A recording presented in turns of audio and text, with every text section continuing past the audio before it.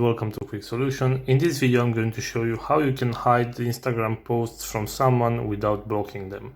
So if you want to hide a post from a specific person but you don't want to block them on Instagram, here's what you have to do. Let's go to our profile at the bottom right corner right here, and then select the icon with the three lines and go to the settings and privacy section. So right here, if you scroll down, you will see that there are a bunch of options, and right here we have this one, how others can interact with you. So we have the restricted section and we're going to tap on that.